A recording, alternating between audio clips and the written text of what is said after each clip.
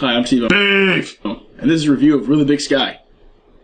The screen is almost always cluttered with hordes of what could be enemies, which not only lower frame rate with multiple players, but also makes for an extremely perplexing experience. But once you look past those little aspects, it's an enjoyable game. I mean, scrolling shooters are always crazy. Just look at Ikaruga, or R-Type 2, or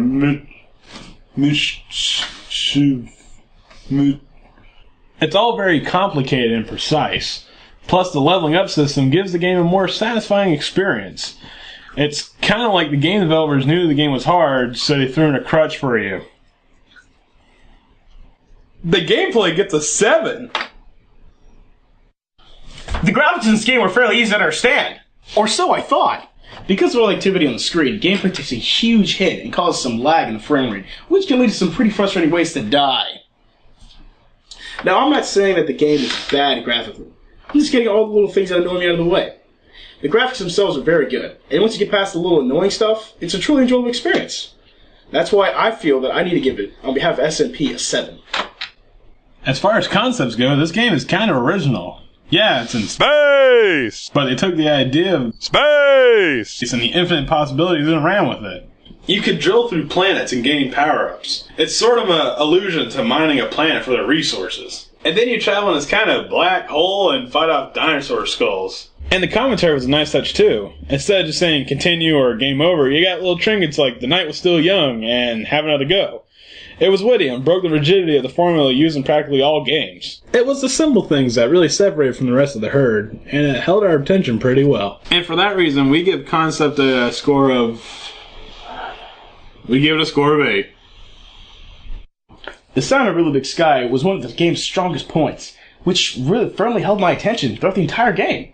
You can't forget the game's flaws after a few minutes with the soundtrack.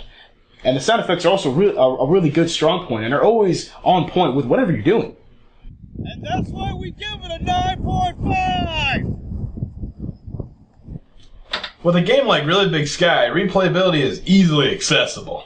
There's practically no storyline, so most of the workforce was put into the gameplay. And when that happens, usually there's a lot of fun to explore. When it gets down to brass tacks, this isn't a game that you would play for character development or a compelling plot. This is for people that want to experience an orgy of lasers and randomness. The leveling up aspect also contributes a lot to this, and some players would make it their goal to max out all of their stats. Concept gets a score of 8. Oh, son of a bitch! I'm out of here. It's bullshit. You gonna give me my money? There we go, that's more like it. For Really Big Sky, it's a game that is kind of in its own league. Is it crazy? Yes. Is it schizophrenic sometimes? Yes. You know, it might not be the best for multiplayer, but the single player experience is, you know, like I said, in a league of its own. And that's why we give it a final score of, do you want to say the final score? Maybe? Do you? 8.5. There we go. We give a score of 8.5. Hit you.